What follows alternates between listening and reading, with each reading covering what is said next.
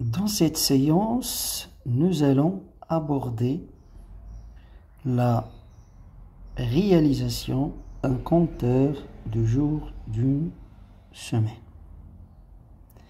Alors, toute une série d'étapes à respecter pour mener à bien ce travail.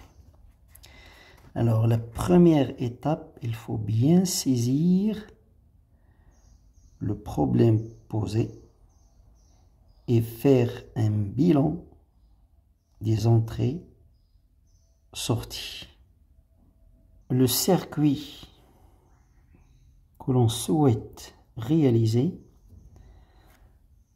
a une entrée recette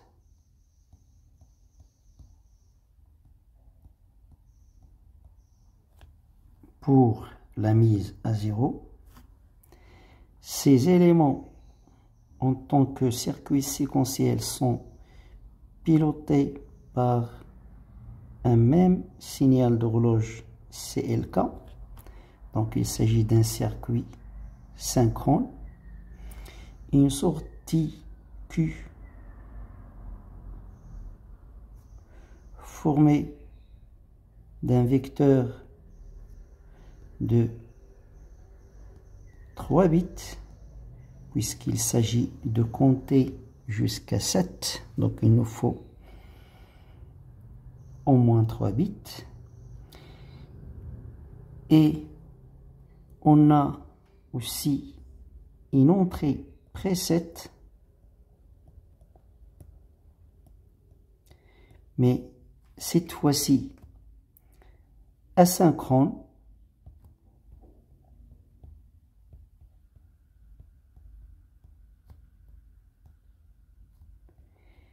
qui va imposer au comptage de commencer à partir de 1 au lieu du 0.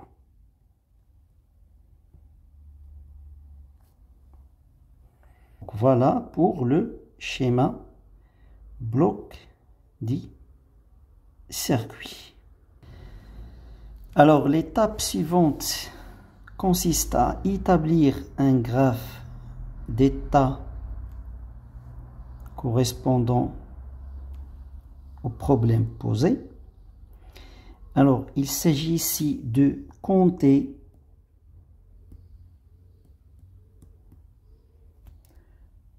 de 1 jusqu'à 7. 1, c'est pour lundi. 2, c'est pour mardi.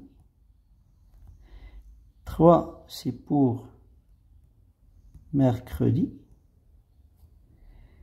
4, c'est pour jeudi. 5, c'est pour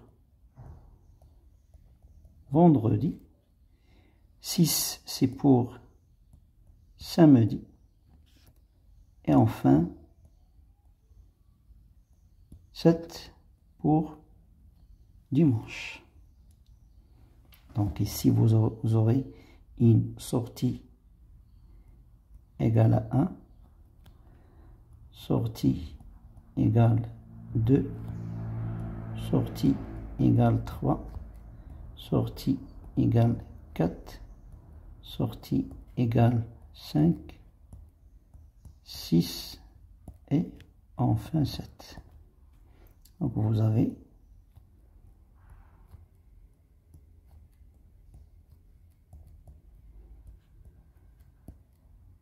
ce graphe d'état. Alors on voit bien qu'on a 7 états.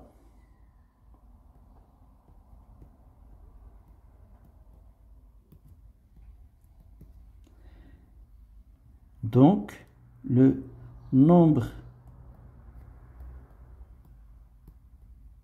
de bascules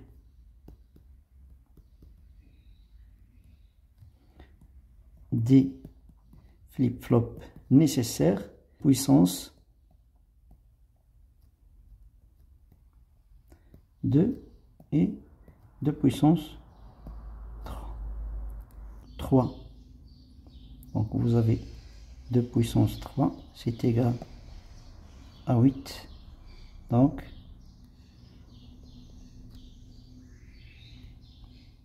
N3 bascule.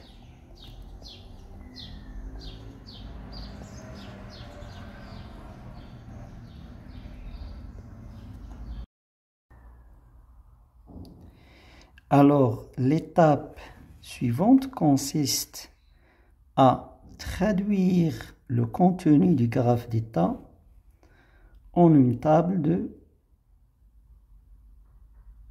transition.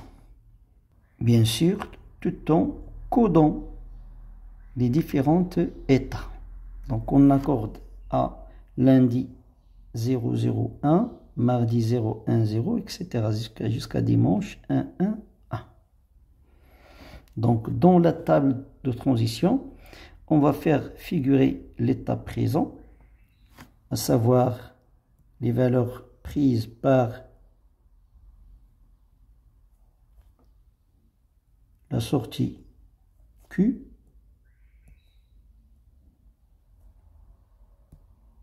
pour chaque état.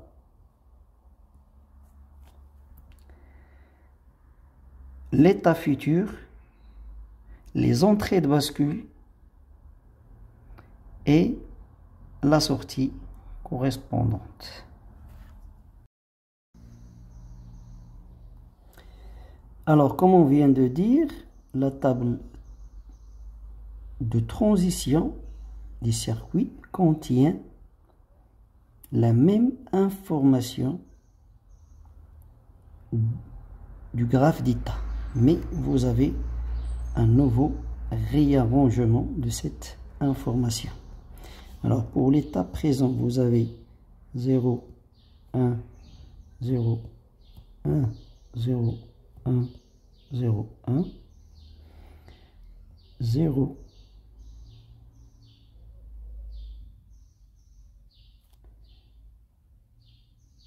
0, 1, 1, 0, 0, 1,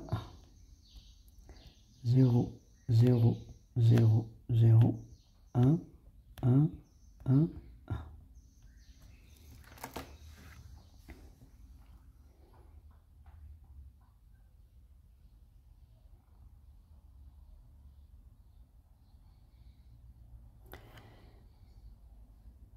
Alors, pour cet état-là, à chaque fois qu'on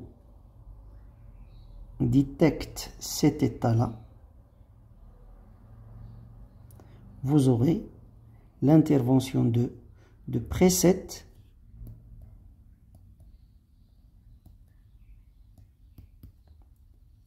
pour afficher au niveau de la sortie 1, 1. L'état présent nul, vous aurez une sortie égale à 1, donc une sortie qui est égale à 1,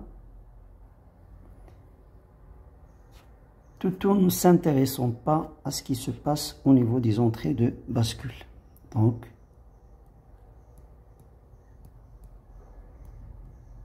X, X, X.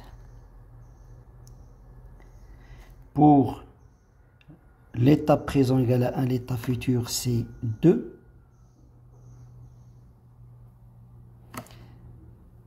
L'état présent égal à 2, l'état futur, c'est 3, et ainsi de suite. Jusqu'à l'état présent 7, l'état futur, ça va être 1, 1. Et on voit ici les sorties du circuit, savoir 1, 2, 3, 4, 5, 6 et 7.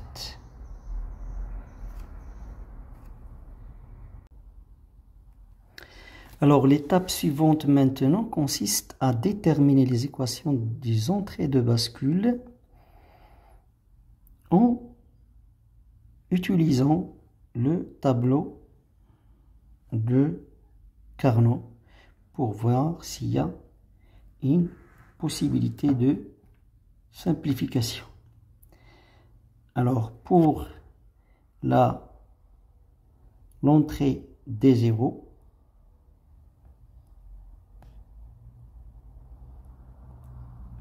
de la première bascule, alors quoi est égal, donc mais ici les entrées, les sorties, différentes bascules, c'est-à-dire l'état présent, Q0, Q1, Q2. Donc ici vous avez 0, 1, 0, 0, 0, 1, 1, 1. Il faut penser toujours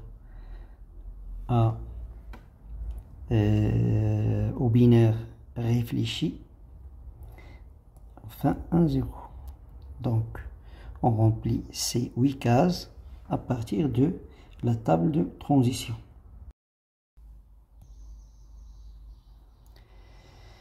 Alors, pour l'état présent 0, donc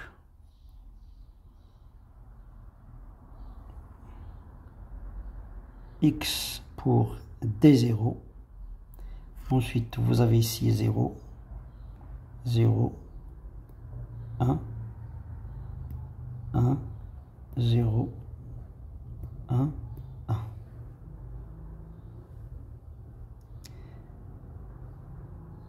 Donc, vous avez, pour déterminer l'équation de D0, on cherche des groupements de min-termes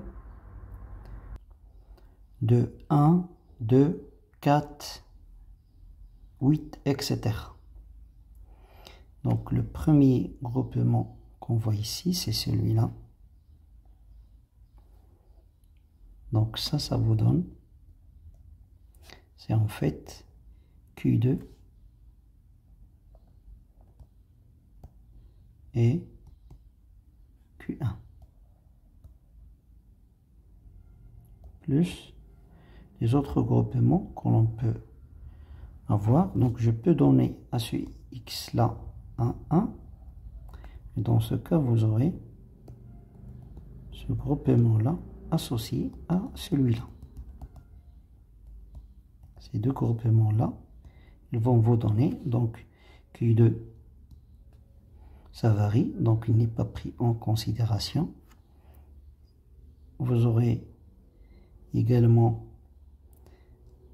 celui-là n'est pas pris en considération parce que ça change, donc il vous reste uniquement le Q0. Donc c'est Q0 bar. Voilà pour la première équation qui concerne T0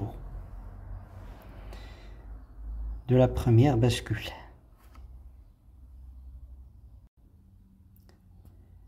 Alors maintenant pour D1.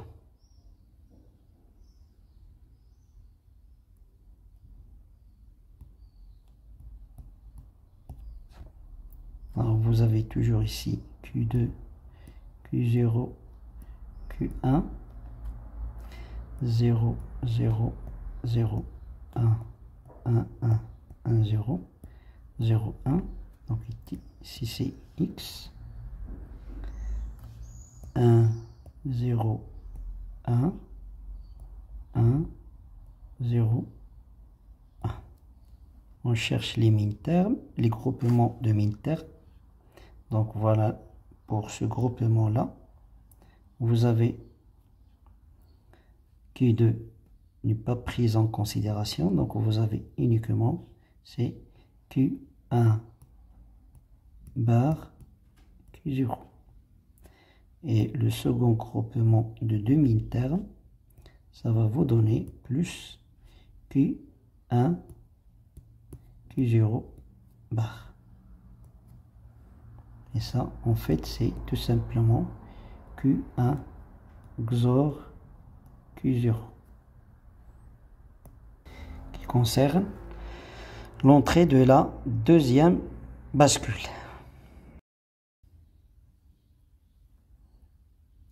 Alors il nous reste maintenant la troisième équation qui concerne la troisième bascule. Donc on a toujours Q0, Q1, Q2, 0, 1, 0, 0, 0, 1, 1, 1, 1, 0.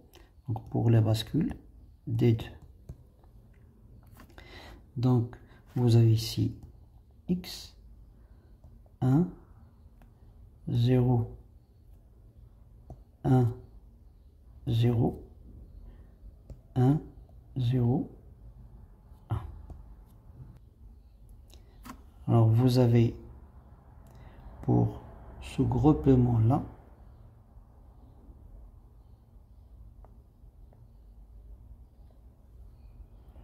c'est Q2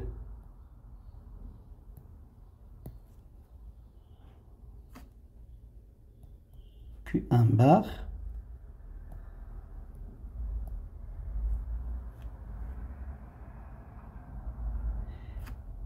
le second c'est ce mi-terme qu'on rassemble à ce deuxième là. Ça va nous donner, donc en fait c'est toujours CQ2, donc ce qui ne change pas c'est Q0, donc c'est Q0 bar, et le dernier c'est ce groupement là qui va nous donner Q2 bar, Q1, Q0. Donc Q2, D2, c'est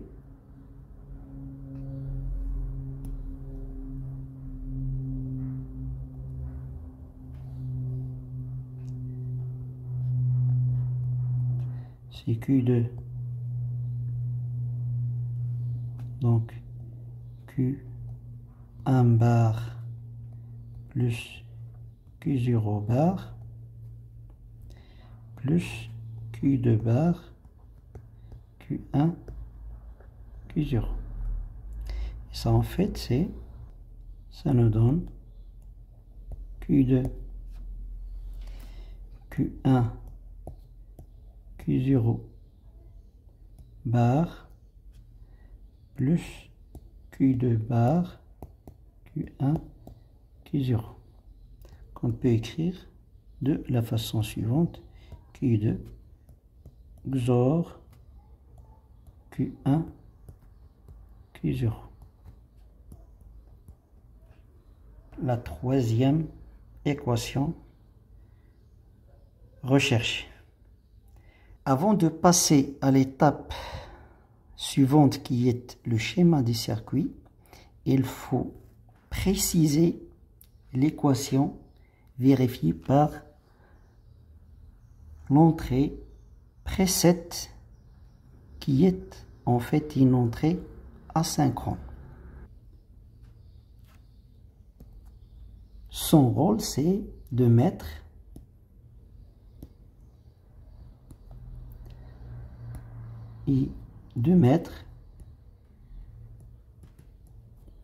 la sortie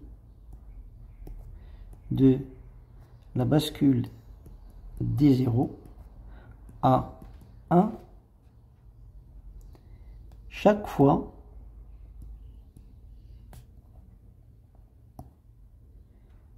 qu'il détecte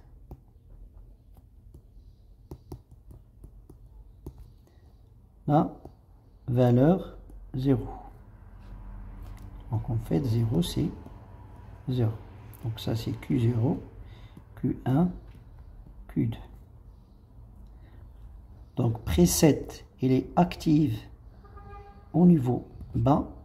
Donc ça va être Q0 bar, Q1 bar, Q2 bar, active au niveau bas. Donc ces valeurs-là, ils sont ce produit-là, ça va nous donner un 1. Non 1, donc on aura un 0.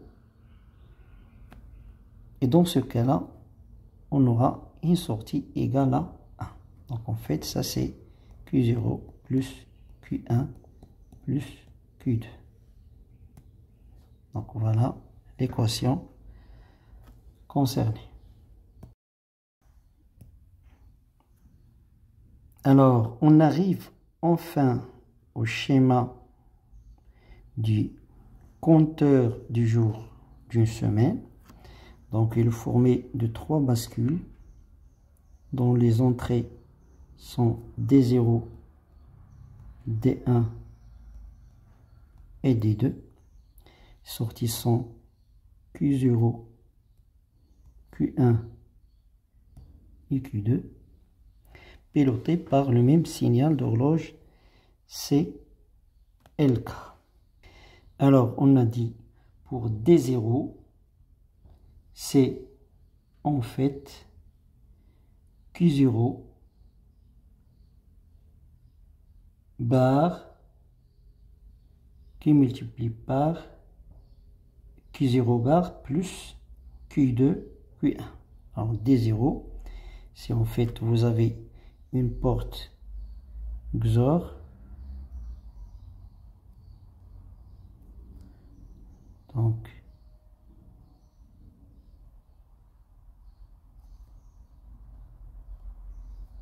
c'est Q0 bar, donc vous avez une porte note, donc ça c'est Q0 bar plus Q1 Q2. Ici vous avez une sortie Q0. Alors pour D1, c'est Q1 XOR Q0.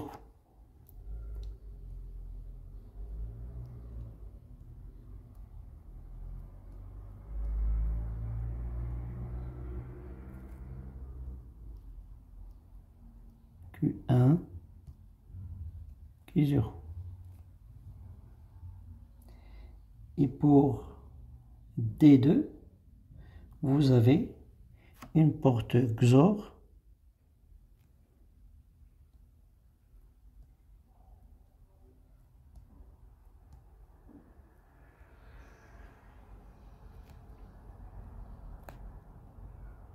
et une porte AND. Donc vous avez Q0, Q1, ici c'est Q2. Donc il reste pour la sortie l'entrée preset, donc c'est Q1 plus Q2 plus Q0. Donc vous aurez ici preset active au niveau bas. Donc vous avez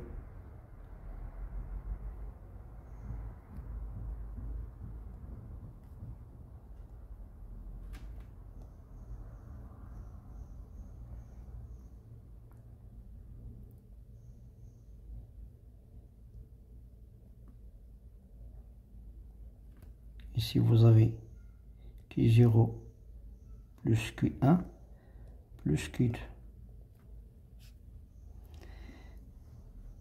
Il reste enfin l'entrée recette active au niveau bas.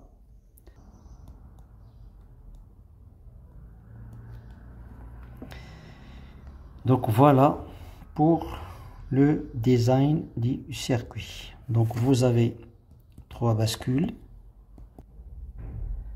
donc un nombre pair de portes logiques. Vous avez 1, 2, 3, 4, 5, 6, 7 et 8. Vous avez 1, 2 et 3. Donc, vous avez au final 8 portes au total.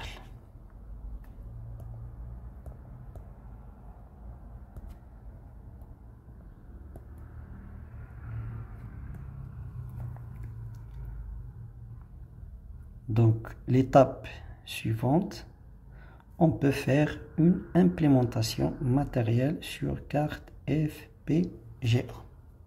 Alors, le circuit qui permet de compter les jours d'une semaine est composé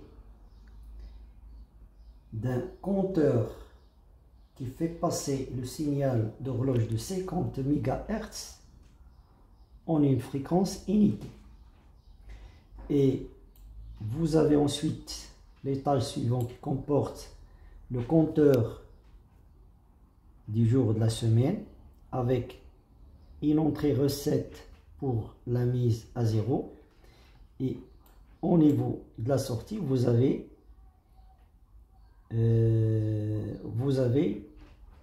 une sortie qui est comportée de 3 bits connectés à la fin avec un décodeur BCD 7 segments. Alors, ici on vous montre l'implémentation matérielle sur carte FPGA. Le switch 0 concerne la recette. Alors, en position 0, vous avez l'hexa décimal, le digit complètement à droite est mis à 0. En position 1, je fais passer le switch 0 en position 1 et vous avez le comptage du jour d'une semaine.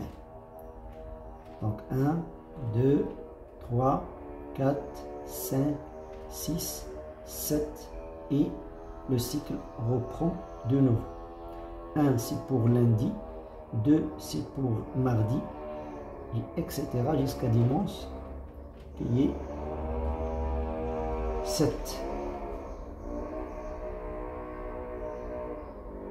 Donc voilà pour l'implémentation matérielle du compteur du jour de la semaine sur carte FPGA. Switch 0 en position 0, vous avez la mise à 0. En position 1, comptage.